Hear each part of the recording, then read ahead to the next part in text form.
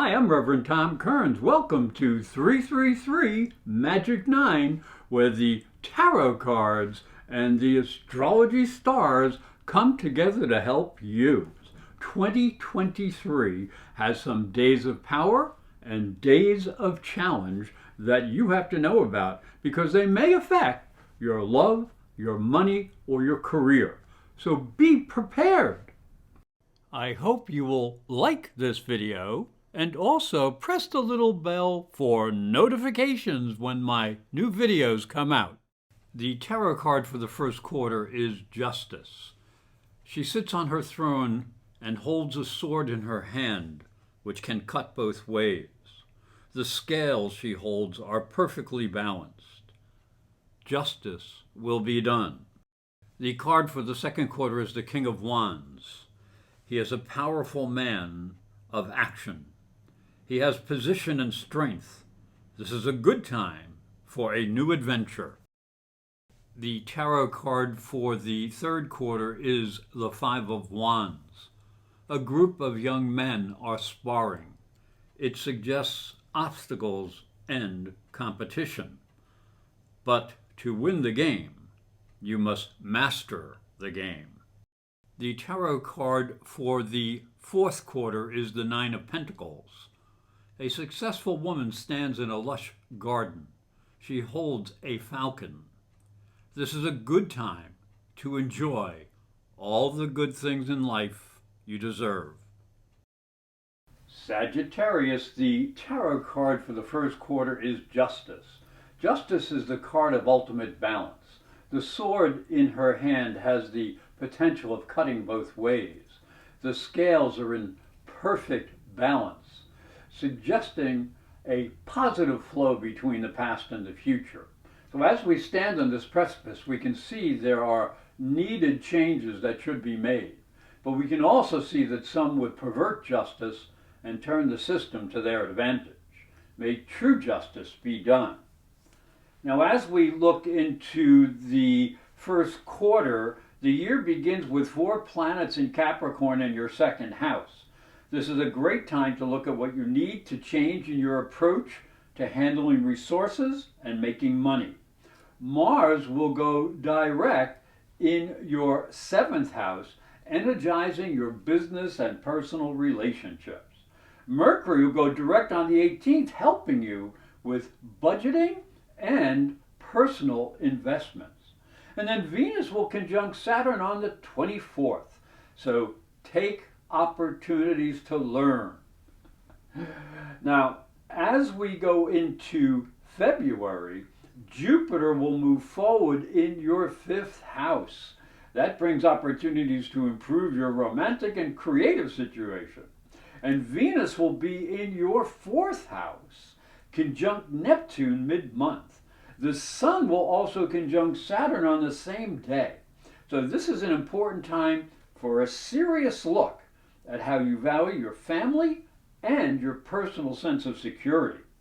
And March can bring you an opportunity to make positive changes in romance and creative projects as Venus conjuncts Jupiter in your 5th house, and you can make some new friends or improve relationships.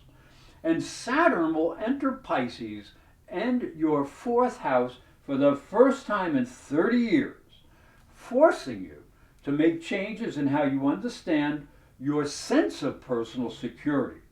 You must be willing to know where you stand in life honestly. And Pluto will enter into Aquarius, and this hints at a change in your approach to learning and communications. Now, the tarot card for the second quarter is the King of Wands. He sits on a powerful throne and looks ready for action. Now, this is a creative energy that represents a need to follow your vision and goals. Find a new opportunity if you have the energy and ability to take it on. Use the power of positive thinking to help achieve success. This is an excellent card for problem solving and asserting your inner power. You may take a chance or make a new investment. Now, as we look into the second quarter, April begins with Venus conjunct Uranus in your sixth house. Now, this brings opportunities for success with work and health and your daily routines. Jupiter will conjunct the Sun on the 11th in the fifth house, and that makes you feel lucky in romance and creative situations. So share the joy. But there is a total solar eclipse on the 20th, and that warns you to slow down, as romantic partners may not understand exactly where you're coming from. As we move into May, it starts with a powerful full moon. So stay out of conflicts at work. You may not understand job changes. You communicate with greater clarity after the 14th, as Mercury will go direct in the sixth house. On the 18th, Jupiter will also be in the sixth house, enters Taurus. So that makes you a little bit more practical. New opportunities appear so you can prove your ability to be a success. As we move into June, that also starts with a full moon, which can bring opportunities for personal expression. But be careful on the 5th, when Mercury conjuncts Uranus and brings unstable energy to work situations and schedules. And add to this Saturn retrograde in the fourth house. And that asks you to take some time to adjust to new home and family responsibilities. And Pluto will return to your second house, asking you to review exactly what you value the most, so you can focus your energy and talents on achieving it.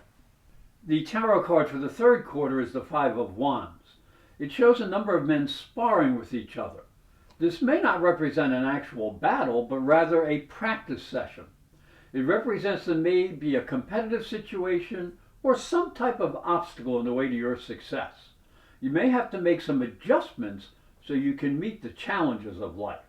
If you're willing to learn, you may yet win the game. So as we look down into the astrology, July begins with a full moon and Mercury conjunct the Sun in the 8th house. And that means you need to separate feelings and logic, or there'll be tension in your ability to communicate with financial issues and intimate desires. So balance them out.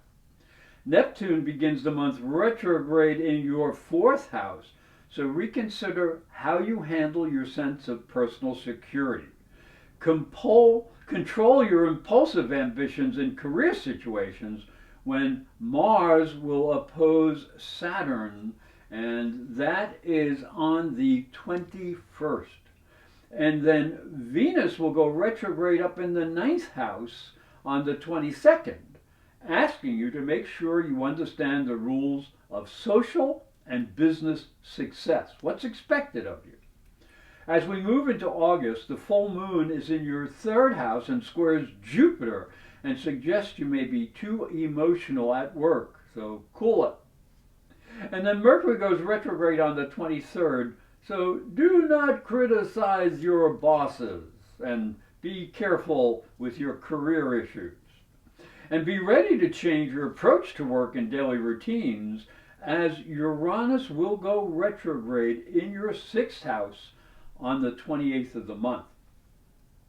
Now as we move into September, the full moon lights on the 1st and in your 4th house suggests you need to balance your family and your career responsibilities. So make sure you do not fight with any of your managers or bosses, because Mercury will be going retrograde in the 10th. Venus will go direct on the 4th in your 9th house, and that'll give you a signal to start new ambitious plans.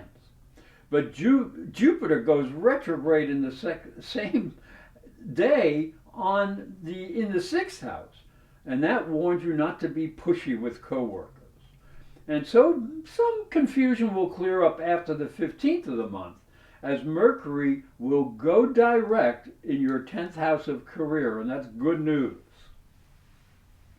Now, as we look at the 4th quarter, the tarot card is the 9 of Pentacles. This card shows a woman standing alone in a lush garden.